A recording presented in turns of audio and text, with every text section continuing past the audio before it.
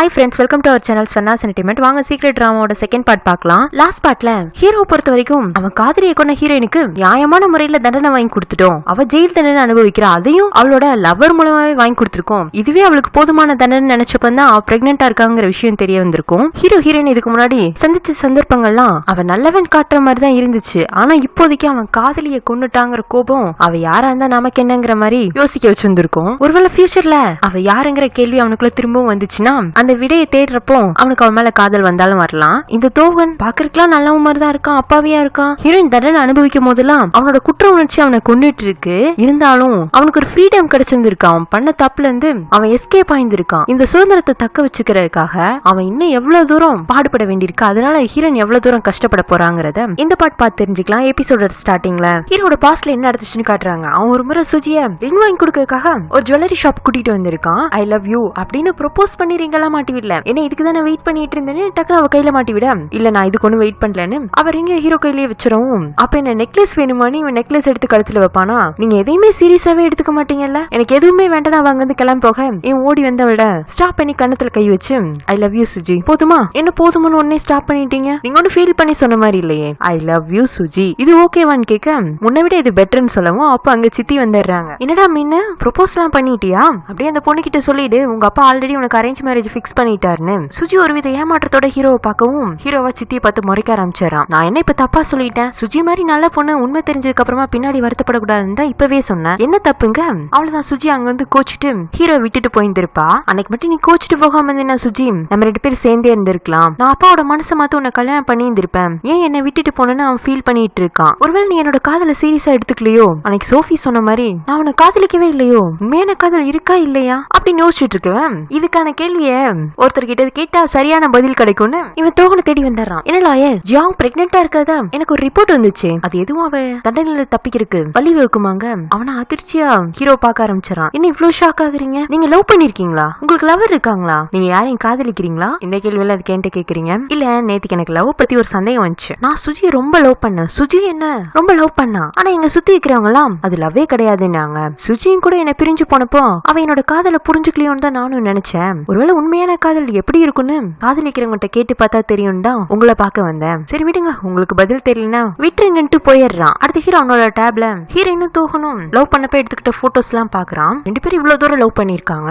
எப்படி இவனால அவனோட காதலிக்கு தண்டனை வாங்கி கொடுக்க முடிஞ்சது. இப்போ பிரெக்னெண்டா இருக்கான்னு சொல்றாங்க, அப்ப கூட இவன் ஜெயில போய் அவளை பார்க்க போல. காதல் இல்லதான், சும்மா நம்ம வாழ்றதுக்கு ஏதோ ஒண்ணு தேவைப்படுதுன்னு உருவாக்கிக்கிட்ட ஒரு வார்த்தை தான் காதல், வெரி போரிங் அப்படின்னு டேபத்துக்கு எரிஞ்சிட்டு இவன் தூங்கிடுறான். ஹீரோ வந்துட்டு இந்த தோகன் கிட்ட உன்னோட லவர் ஜியாங்னு எனக்கு தெரியுங்கிற மாதிரியே காட்டிக்கல, ஆனா அவன் இப்ப வந்து கேட்ட சில கேள்விகள்லாம் தோகனை ரொம்பவே குழப்பி விட்டு இருக்கும். இந்த மாதிரி சமயத்துல நம்ம ஜியாங்க ஜெயில பார்க்க போனோம்னா அது தப்பா போறதுக்கு வாய்ப்பு இருக்குன்னு இவன் அவளை சந்திக்க போறதே இல்ல. ஜெயிலையா ஹீரோயின் பிரெக்னென்ட் ஆனதுல இருந்து அவளே தான் தனியா மேனேஜ் பண்ணிக்கிறா, அதுக்காக யாரையுமே நொந்துக்கல, தனக்காக ஒரு புது உறவு கிடைக்க போகுதுன்னு அவளே தைரியப்படுத்திட்டு இருக்கா. கரெக்டா 10வது மாசத்துல அவளுக்கு ஒரு குழந்தையும் பிறந்துருது. குழந்தைய பாக்குறது கூட இந்த தோகன் போல காதல் இருக்கா இல்லையான்னு டெஸ்ட் பண்றதுக்காக தோகன் கிட்ட ஒரு கேள்விதான் ஹீரோ கேட்டான், அவன் இல்லங்கிற மாதிரி அப்பவே ஃபெயில் ஆயிட்டாங்க. இப்ப அப்படியே ஸ்டோரியில 1 இயர் லேட்டர்னு காட்டுறாங்க. ஹீரோனோட குழந்தை ஷாம் நல்லாவே வளர்ந்துட்டான். இப்ப அவளோட செல்ல நேஹா பென்னி ஸ்டெல்லான்னு 3 பேர் இருக்காங்க. அதுல பென்னியும் ஸ்டெல்லாவும் கொஞ்சம் ரூடா பிஹேவ் பண்ற மாதிரி இருந்தாலும் நேஹா ஹீரோயின் கூட நல்லாவே அட்டாச் ஆயிட்டான். 2 பேரும் சேர்ந்துதான் சாம கவனிச்சுக்கிறாங்க. இப்ப கூட பாருங்க நடுராத்துல திடீர்னு சாம் எழுந்து அழுகவும் ஹீரோனால சமாதானம் பண்ண முடியல, ஆனா நேஹா அவனை சமாதானப்படுத்துறதுக்கு முயற்சி பண்ணிட்டு இருக்கா. பக்கத்துல இருக்கிற பென்னிக்கு தான் எரிச்சலா இருக்கு, இது என்னன்னு தெரியல, ஒரு வருஷமா நோய் நோய் நோய் நோய்னு அழுத்திட்டே இருக்கு, மனுஷனுக்கு நிம்மதியா தூக்கமே வர மாட்டேங்குதுன்னு தலைவணி தூக்கி ஹீரோயின் மேல எரிஞ்சிடுறா. அதுக்காக அவங்க எல்லாம் கெட்டவங்க நினைச்சுக்காதீங்க, அவங்க இருக்கிற சூழ்நிலை அவங்கள மாத்தி இருக்கு, ஏன் அப்படி சொல்ற நீங்க பின்னாடி புரிஞ்சுக்குவீங்க. நெக்ஸ்ட் டே மார்னிங் ஹீரோயின் சாம விளையாட வச்சிட்டு இருப்பாளா, அப்ப அங்க செக்யூரிட்டி இருக்கிற ஒரு போலீஸ் வந்து ஹீரோயினை கூப்பிட்டு சாம் நல்லாவே வளர்ந்துட்டான், உங்க அப்பா வயசானவர் அம்னீஷியா பேஷண்ட், இந்த குழந்தையோட அப்பா கூட வரலையேங்க, அவர் மாதிரி சிரிச்சுட்டு வருவாங்க அப்படிங்கிறா. உனக்கா நான் பரோலுக்கு அப்ளை பண்ணிருக்கேன், நெக்ஸ்ட் வீக் உனக்கு இன்டர்வியூ இருக்கு, அது வரைக்கும் எந்த பிரச்சனையும் பண்ணாம இருந்துக்கோ, அந்த ஹியரிங்ல மட்டும் நீ ப்ராப்பரா ஆன்சர் பண்ணிட்டேன்னா நீயும் உன் பையனும் அடுத்த மாசமே கூட வெளியில போலாம் அப்படின்னு அட்வைஸ் பண்றாங்க. ஜெயில நல்ல விதமா நடந்துக்கிட்டாங்கன்னா அவங்க தண்டனை காலத்தை குறைச்சு ரிலீஸ் பண்ணி விடுவாங்கல்ல, அந்த மாதிரி தான் நட்டுருக்குது. ஹீரோனும் சந்தோஷமா சாம் கிட்ட சாம் இன்னும் கொஞ்ச நாள் தான், அம்மா உன்னை இங்க இருந்து கூட்டிட்டு போயிடுவேன், நீ ஹாப்பி தானேங்க, அவனு சிரிப்பா இவ்வளவு சிரிப்பாளா. பெனி அங்க வந்துடுறா. ஆமா அம்மா மகனுக்கும் அப்படி என்னதான் சிரிப்பு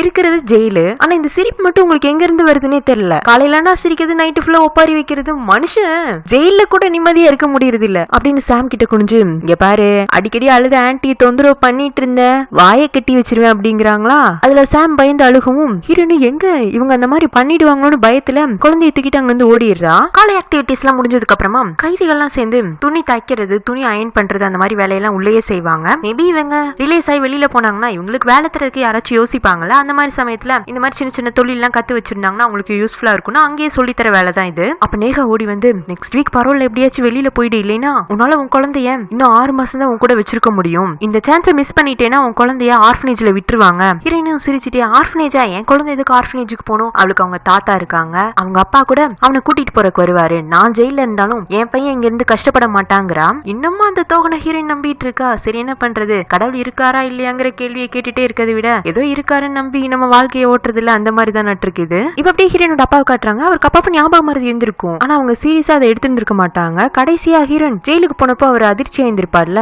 அதுல இருந்து அவர் ஒரு சின்ன குழந்தை மாதிரி மாறிட்டாரு. அவரை கவனிச்சுக்கிறதுக்காக தோகன் ஒரு நர்ஸையும் அப்பாயிண்ட் பண்ணிருப்பான். ஆனா அவங்க காலையில இருந்து சாயங்காலம் வரைக்கும் தான் பாத்துக்குவாங்க. இவன் தான் ஈவினிங் வந்து கவனிச்சுக்கிறான். அவர் சாப்பிட மாட்டேன்னு அடம் பிடிக்கவும் தோகனுக்கு ஒரு மாதிரி டென்ஷன் ஆயிடுது. இதெல்லாம் எத்தனை நாளைக்கு நான் இன்னும் பொறுத்துக்கிறதுங்கிற மாதிரி சலிப்பா தான் இருக்கான். உடனே அப்பா டேபிள்ல இருக்கிற லெட்டர்ஸ் எல்லாம் காட்டி என் பொண்ணு இந்த மாசமும் லெட்டர் அனுப்பிச்சிருப்பால அதை எடுத்து படிச்சு காட்டுங்கிறாரு. லெட்டர்ல ஹீரோயின் என்ன எழுதிருப்பானா, சாமோட சின்ன சின்ன ஆக்டிவிட்டிஸ், அப்புறம் இவ ஜெயில தினமும் கத்துக்கிற விஷயங்கள், நான் இங்க கஷ்டமே பண்ணலப்பா, இதுவும் எனக்கு ஒரு புது எக்ஸ்பீரியன்ஸா தான் இருக்கு அப்படின்னு ஜெயில வாழ்ற வாழ்க்கையை கூட ரசிச்சு எழுதி இருக்கா. அதை படிக்கவும் தோகனுக்கு சாம் சம்பந்தமான விஷயங்கள்லாம் கேட்கும் போது ஒரு அப்பாவா அவனுக்குள்ள சந்தோஷம் இருக்கு. ஆனா அதே சமயம் ரொம்ப எமோஷனலா ஆகக்கூடாதுன்னு அவனை கண்ட்ரோலும் பண்ணிக்கிறான். லெட்டர் படிக்கும் போதே அப்பாவும் தூங்கிடுறாரு. இவன் வீட்டெல்லாம் கிளீன் பண்ண ஆரம்பிப்பானா. ஹீரோயின் அனுப்பின லெட்டர், இங்க வயசானவரை கவனிச்சுக்கிறது, இவனுக்கான தன்னை ஹீரோயின் அனுபவிக்கிறது எல்லாமே சேர்ந்து இவனை ஒரு மாதிரி பிரஷர் பண்ணுது. அதனால அங்க இருக்கிற எல்லா பொருளையும் தள்ளி விட்டு வெறித்தனமா கத்திட்டு இருக்கான். இதுக்கு தண்டனையா அனுபவிச்சுட்டு போயிருந்திருக்கலாமா. அடுத்து தோகன் அவனோட வீட்டுக்கு வரவும் அவனோட அம்மா கோவப்படுறாங்க. உனக்கு என்னடா தலையெழுத்து, அந்த வயசானவரை போய் கவனிச்சுட்டு வர,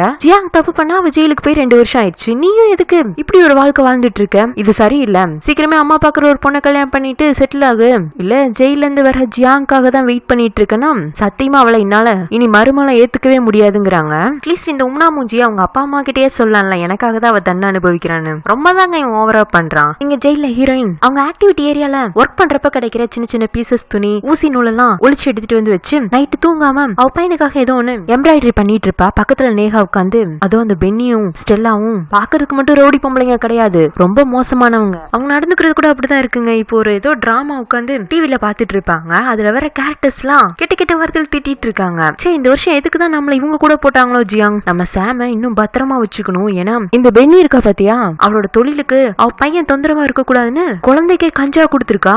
ரொம்ப மோசமான பொம்பளை. அதனாலதான் நம்ம சாம பாக்கும் போது எரிச்சல கொட்டுறான்னு சொல்ல ஹீரோயினுக்கே பயமாயிடுது. இப்ப அப்படியே நம்ம ஹீரோவை காட்டுறாங்க. முன்ன மாதிரி ஜாலியா சுத்திட்டு இருக்க பையன் கிடையாது, இப்போ நல்லா பொறுப்பானவனா கம்பெனி பிசினஸ் எல்லாம் கவனிச்சுக்கிறான். அவனுக்கும் சோஃபிக்கும் என்கேஜ்மெண்ட் கூட நடந்துருச்சு. அவன் சோஃபியை பாக்குறதுக்காக அவளோட வீட்டுக்கு வரான். இந்த சோஃபியோட ஹாபி என்னன்னா டிராயிங் பண்றது. அதுக்காக தான் அவன் ஃபாரின் 1 இயர் படிக்க போயிருந்திருப்பான். இப்போ ஒரு பெரிய ஆர்ட் எக்ஸிபிஷன் நடத்த போறா. அதுக்காக கடந்த 1 வருஷமா ஏகப்பட்ட டிராயிங் வரைஞ்சு வச்சிருப்பா. ஹீரோ போகும்போது அவ யார்கிட்டயோ கால் பேசிட்டு இருக்கவும் ஹீரோ செல்ஃப்ல இருந்து ஒரு போட்டோ எடுத்து பாக்குறான். என்ன சோஃபி நீ இங்கெல்லாம் போறத என்கிட்ட சொல்லவே இல்லையே. எங்க அப்பாவோட ரீசன்ட் சேரிட்டி ஒர்க் ஜெயில உள்ள கைதிகளுக்கு எல்லாம் சாப்பாடு போடுறதுதான். உனக்கு தான் அந்த மாதிரி விஷயம் எல்லாம் பிடிக்காதுல்ல, அதனாலதான் உங்ககிட்ட சொல்லல. இன்ட்ரெஸ்டிங்கா இருக்கே, முதல்ல நீ என்கிட்ட கேட்டிருந்தேன்னா நான் வரேன் இருப்பேனே.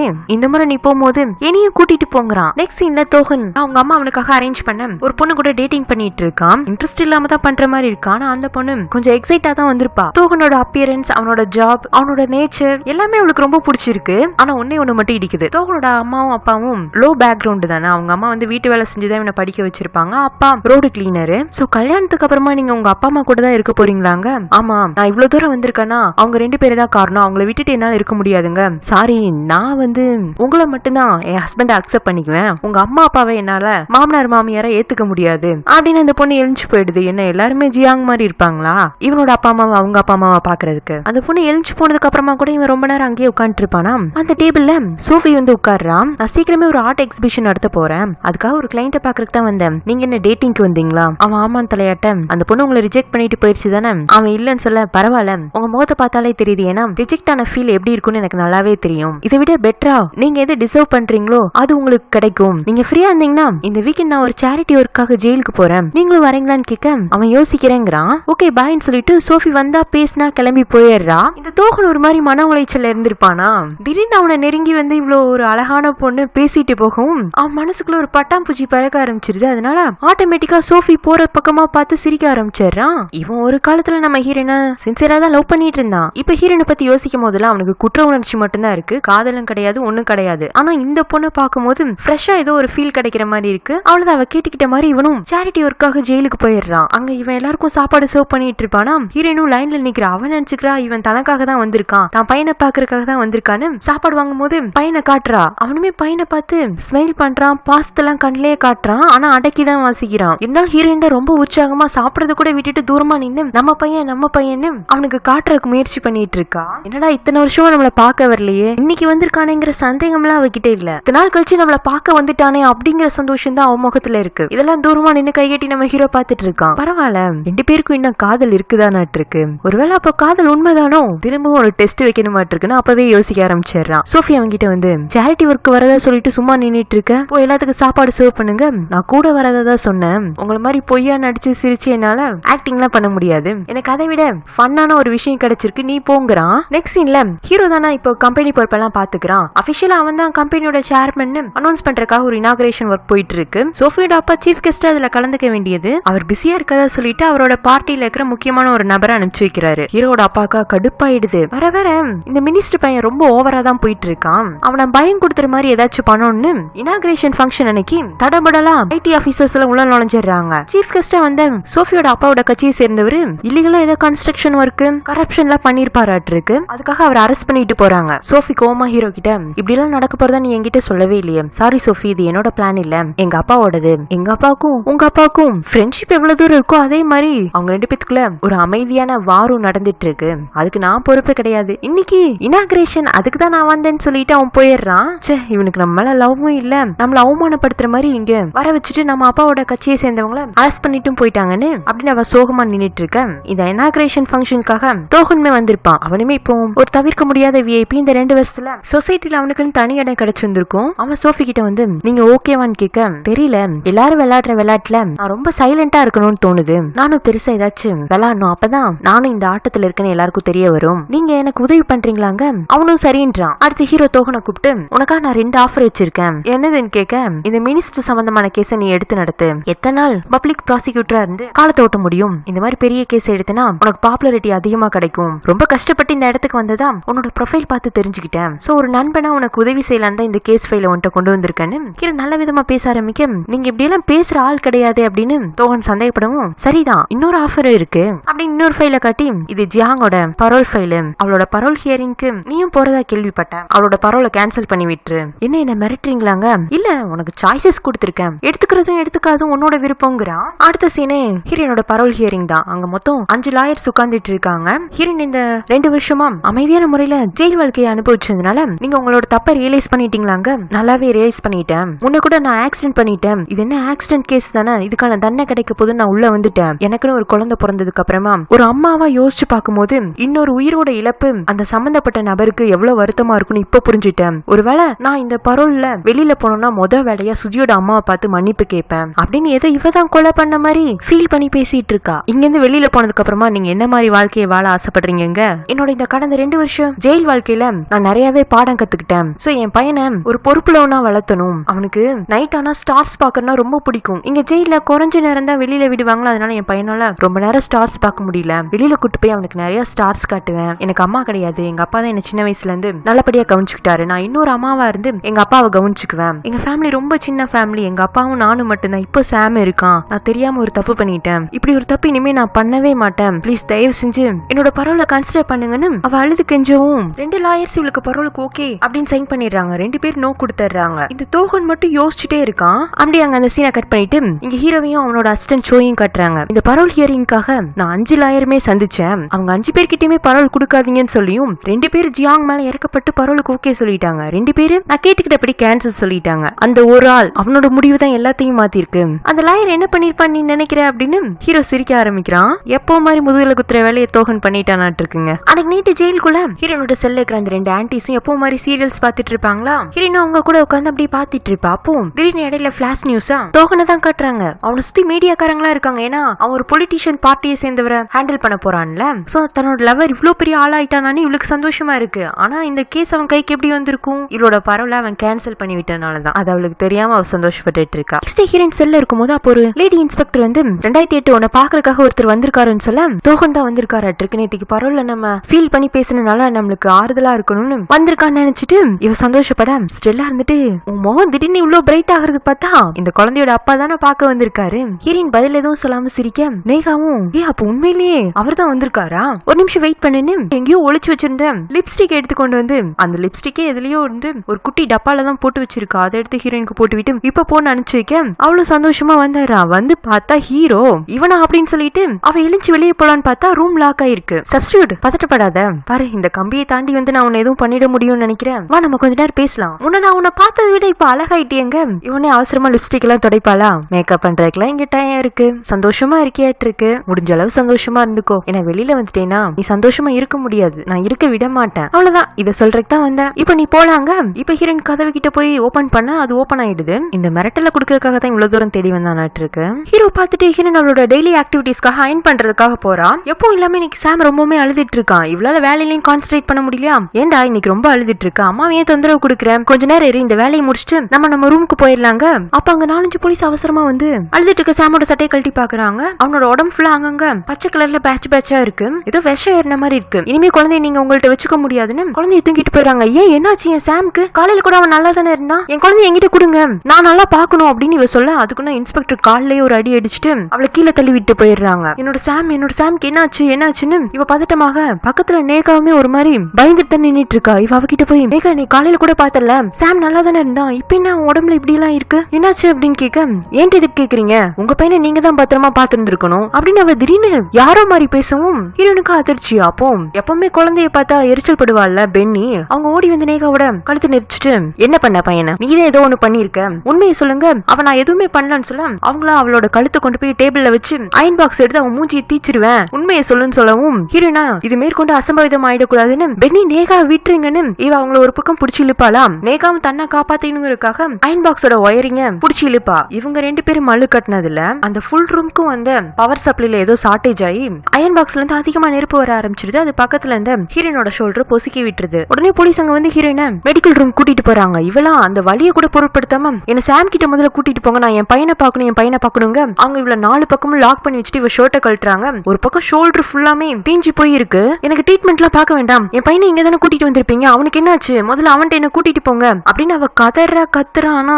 இவங்க ஊசியை போட்டு அவளுக்கு ட்ரீட்மெண்ட் பண்ண ஆரம்பிச்சாங்க. அடுத்த ஹீரோயின் கண்ணு முழிக்கும் போது அவ கையில ஒரு பெரிய கட்டு போட்டிருக்காங்க. இவங்க உள்ள போலீஸ் கிட்ட ரெக்வஸ்ட் பண்ணி நான் ஒரு கால் பண்ணிக்கணுங்க. அவங்களும் இவனோட நிலைமையை பார்த்து பெர்மிஷன் கொடுக்குறாங்க. இவ தோகனுக்கு தான் கால் பண்றா. அவன் அப்ப ஏதோ ஒரு இம்பார்ட்டன்ட் மீட்டிங்ல இருப்பான். இவ பலமுறை ரிங் விட்டதுக்கு அப்புறமா தான் அவனை அட்டென்ட் பண்றான். யாருன்னு கேட்க நான் ஜியாங் பேசுறேன், நம்ம பையன் ஷாமம் என்று பிரிச்சு கூட்டிட்டு போயிட்டாங்க, கேட்டா பரவலும் கேன்சல் பண்ணிட்டேங்கிறாங்க, நான் எப்படி வெளியில வருது, என் பையனுக்கு என்னாச்சுன்னு எதுன்னு விசாரிச்சு சொல்லுங்க, ஏன் பதட்டமாகற என்னாச்சு எதுன்னு அவன் கேட்க தெரியல, சாம் நல்லா தான் இருந்தான், அவன் ஏதோ சாப்பிட்டுட்டான், ஃபுட் பாய்சன் ஆயிடுச்சு, என்ன எதுனே சொல்லாம நம்ம பையனை இருந்து கூட்டிட்டு போயிட்டாங்க, அவன் இல்லாம என்னால இருக்க முடியல அப்படின்னு இவ கதறா. அவனுக்குமே அவ பேசுற கேட்க கஷ்டமா இருக்கு. அதனால செல்போனை காதுல இருந்து எடுத்து கையில வச்சுட்டு கண்ணை மூடிட்டு நின்னுட்டு இருக்கான். அந்த பக்கம் ஹீரோயின் கதறிட்டே இருக்கான். திடீர்னு கால் கட் ஆயிடுது. அவனே தான் அவளோட கதறல் சவுண்ட் கேட்க முடியாம காலை கட் பண்ணி விட்டு இருப்பான். தோகன் நான் பேசுறேன் உங்களுக்கு கேக்குதா அப்படின்னு அப்பதான் அவ டெலிபோன்ல செக் பண்ணி பாக்குற, லைன் கட் ஆயிடுச்சுன்னு வருது. சோ திரும்பவும் கால் பண்றா. ஆனா அவன் எடுக்க மாட்டேங்கிறான். இவளும் அந்த டெலிபோனை புடிச்சு ஆட்டு நாட்டிட்டு இருக்க, ஏன் கால் போக மாட்டேங்குதுன்னு வெறி பிடிச்ச மாதிரி கத்த. அதுக்குன்னு போலீஸ் எல்லாம் வந்து இவளை அடிச்சு செல்ல தூக்கி திரும்பவும் போட்டுறாங்க. அவன் செல்லுக்குள்ள ஹீரோயின் இத்தனை நாள் அவ சாம்க்கு பயன்படுத்தின பொருட்களை எல்லாம் பக்கத்துல வச்சுட்டு அவனுக்காக தாலாட்டு பாடிட்டு அழுதிட்டு இருக்க. இன்னொரு பக்கம் ஸ்டெல்லா பென்னி எல்லாம் பாவமா பாத்துட்டு இருக்காங்க. இந்த நேகா மட்டும் சந்தோஷமா அவளோட திங்ஸ் எல்லாம் பேக் பண்ணிட்டு இருக்கா. அவளை இந்த செல்ல இருந்து வெக்கேஷன் செல்லுக்கு மாத்திருக்காங்களாமா. இதை விட அது கொஞ்சம் பெட்டர் ஆப்ஷனா இருக்கும். திடீர்னு இவளுக்கான டிரான்ஸ்பர் நடக்குதுன்னா இவதான் சாம் விஷயத்துல எதுவும் பண்ணிருப்பான்னு நினைக்கிறேன். ஹீரோக்கு இந்த மாதிரி ஹீரோனுக்கு ஆக்சிடென்ட் ஆன விஷயம் தெரிய வர அவன் திரும்பவும் தோகனை மீட் பண்ண வரான். அவனுக்காக ஒரு பிராண்டட் வாட்சை பிரசன்டா கொடுத்துட்டு அவளை 3 மாசத்துல ரிலீஸ் பண்ணி விட்டுரு. நான் லாஸ்ட் டைம் அவளை பார்த்தப்போ சந்தோஷமா இருந்த மாதிரி இருந்துச்சு. இப்போ ஜெயில ரொம்ப கஷ்டப்படுறத எனக்கு ஒரு ரிப்போர்ட் வந்துச்சு. அவ அப்படி கஷ்டப்பட்டத நான் பக்கத்துல இருந்து பார்க்கணும்னு ஆசைப்படுறேன். என்ன நான் சொன்னது புரிஞ்சதுல லாயிருங்க. இந்த தோகனுக்குமே ஹீரோயின் நிலைமையை பார்க்க கஷ்டமா தான் இருக்கும். சரி அவளை வெளியில வர வச்சிடலான்னு இவன் லீகலா பண்ண வேண்டிய சில விஷயங்கள்லாம் பண்ணி அடுத்த 3 மாசத்துல ஹீரோயினை ஜெயில இருந்து விடுதலை பண்ணிடுறாங்க. முன்ன ஜெயில தண்டனை அனுபவிச்சுட்டு இருந்தப்ப கூட ஹீரோயின் சந்தோஷமா இருந்த மாதிரி தான் இருந்துச்சு. இப்ப அவகிட்ட எதுவுமே இல்லாத மாதிரி ஒரு வெறுமையை தான் ஜெயில் வாசல் நிக்கிறான். அவளை தூரமா கார்ல இருந்து ஹீரோ வாட்ச் பண்ணிட்டு இருக்கான். அப்ப ஹீரோயின் ஒரு கார் கிராஸ் பண்ணவும் கார்ல இருந்து தோகன் தான் இறங்குறான். அவன் ஓடி வந்து ஹீரோயினை ஹக் பண்ணிக்கிறான். அவங்கள பார்த்து முறைச்சிட்டே ஹீரோ வந்து கார் எடுத்துட்டு கிளம்பிடுறான். ஹீரோயின் வந்துட்டு சாம் அப்பாவெல்லாம் எங்கன்னு கேட்க நீ கார்ல ஏறி நான் சொல்றேன்னு அப்பாவோட நிலைமை முன்ன விடவே ரொம்பவே மோசம் ஆயிடுச்சு. நர்ஸால அவங்கள வீட்டுல வச்சு கவனிக்க முடியல. நானும் பிஸியானதுனால அவரை பக்கத்துல இருந்து பார்க்க முடியல. சோ நான் அவரை ஹாஸ்பிட்டல்ல சேர்த்திட்டேன். சாம் அவன் வா அப்படின்னு சொல்லிட்டு ஆர்ஃபனேஜ் கூட்டு போய் சொல்லி சாம காட்டுவான்னு பார்த்தா ஒரு டெத் சர்டிபிகேட் எடுத்து கொடுத்து சாம் ஜெயில இருந்து வந்து ஒரே வாரத்துல இறந்து போயிட்டான். போய் நீங்க சொல்றது போய், என் பையன் இறந்திருக்க மாட்டான், அவன் ஹெல்த்தியா இருந்தான், அன்னைக்கு ஒரு நாள் அந்த காரணம் அவனை கொண்டிருக்காது அப்படின்னு அந்த டெத் சர்டிபிகேட்டை கிழிச்சு போட்டுட்டு ஆர்ஃபனேஜுக்குள்ள அங்க இங்கேயும் ஓடி எல்லா குழந்தையும் சாம் சாம் அப்படின்னு தொட்டு தொட்டு பாக்குறான். அங்க சாம் இல்ல. அவன் அங்கேயே உட்காந்து கதறி கதறி அழுக ஆரம்பிக்க தோகர்ந்துட்டு,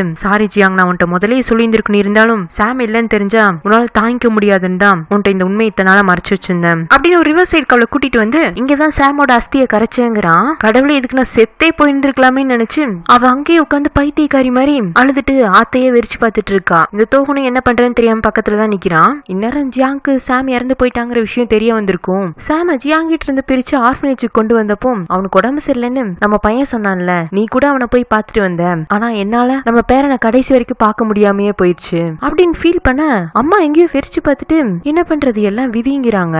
அவங்க கண்ணுல லைட்டா ஒரு பயம் கூட தெரியுது. நோட் பண்ணி வச்சுக்கோங்க. சோஃபி அவ திறக்க போற ஆர்ட் கேலரிக்கு ஹீரோவை இன்வைட் பண்ணலான்னு வரா. அவன் எங்கேயோ வெளியில மீட்டிங் போனதுனால அவனோட ஆபீஸ் ரூம்ல உட்காந்துட்டு இருக்க.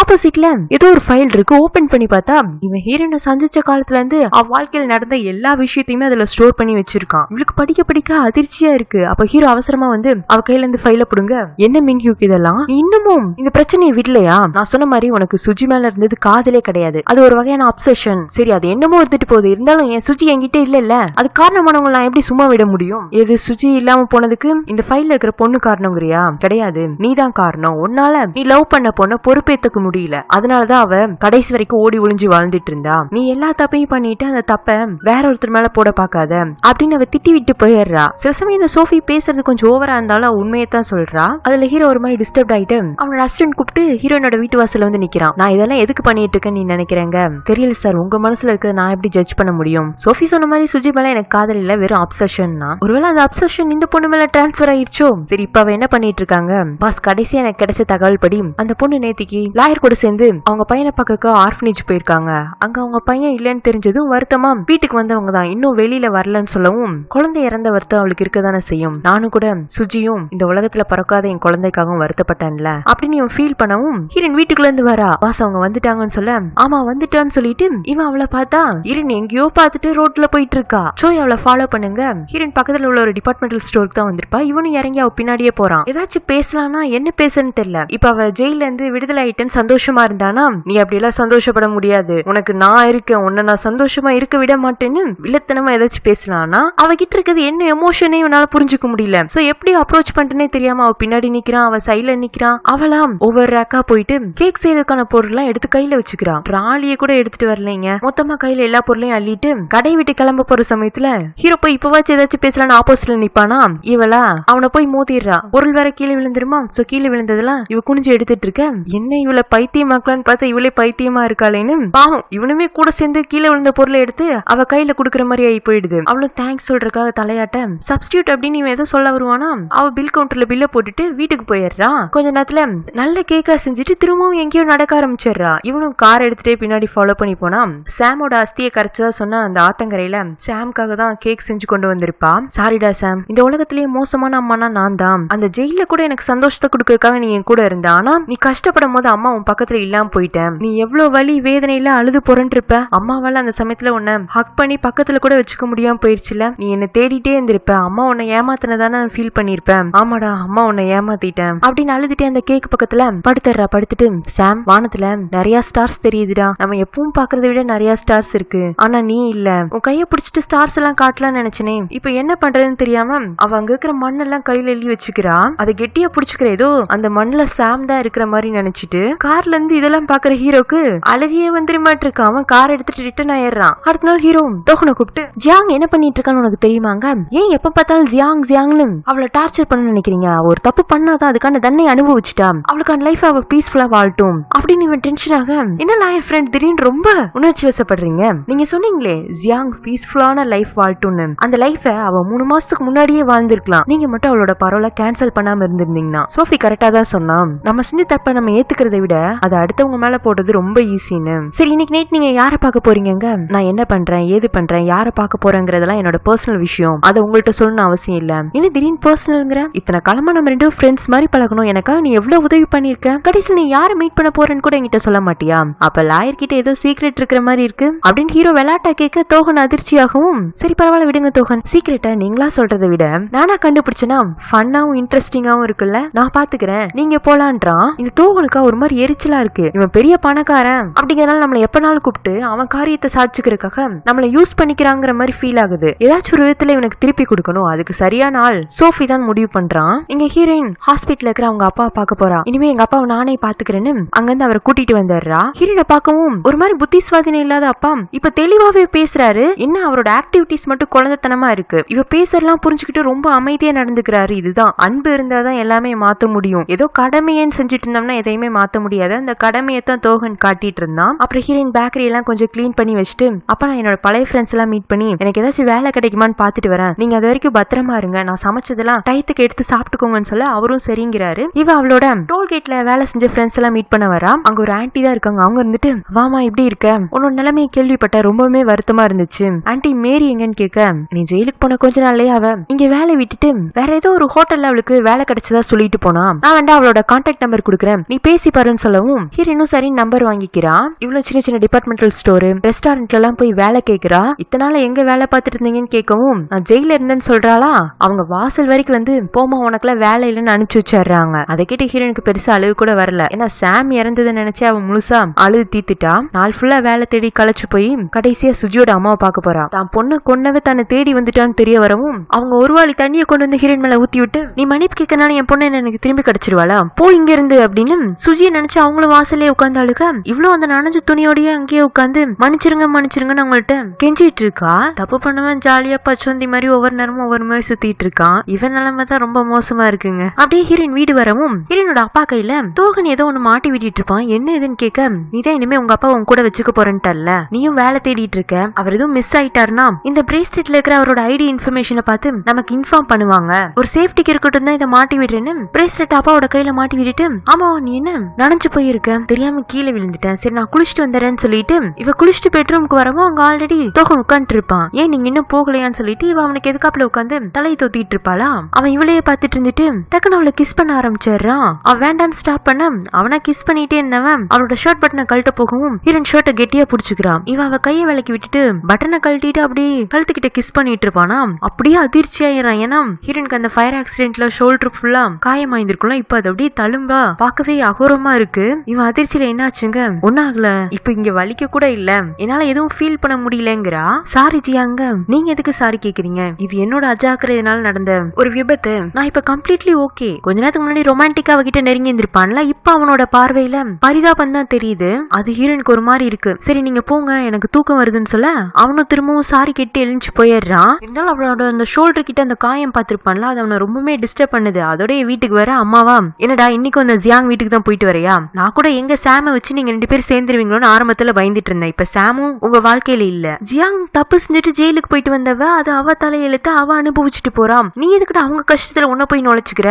இனிமே நீ அந்த ஜியாங்க பார்க்க போக கூடாது. அவ இந்த வீட்டுக்கு மருமகளா வர மாதிரி இருந்தா அம்மா செத்தே போயிடுவேன்னு மிரட்டுறாங்க. அவ்வளவு தூரம் எல்லாம் போக வேண்டாம்னு நினைக்கிறேன். அவனே ஹீரோயின் வேண்டாங்கிற முடிவுல தான் இருக்கான்னு இருக்கு. நெக்ஸ்ட் டைமும் ஹீரோயின் ஒவ்வொரு கடையா வேலை தேடி இறங்கிட்டு இருக்கா. அவ வேலை தேடி அலையிறது, ரோட்ல நடந்து போறதுலாம் லைவா ஹீரோக்கு யாரோ போட்டோஸ் அனுப்பிச்சு வச்சுட்டு இருக்காங்க. எங்கேயோ பிசினஸ் ட்ரிப் போற ஹீரோ டேப்ப தட்டி தட்டி இவ என்ன பண்ற ஏது பண்றான்னு பாத்துட்டு இருக்க. அப்ப அங்க வர ஏர் ஹோஸ்டஸ், என்ன சார் உங்க லவரை பிசினஸ் ட்ரிப்ல கூட ரொம்ப மிஸ் பண்றீங்கன்னு இருக்கு, உங்க லவர் அழகா இருக்காங்கன்னு சொல்லிட்டு போறாங்க.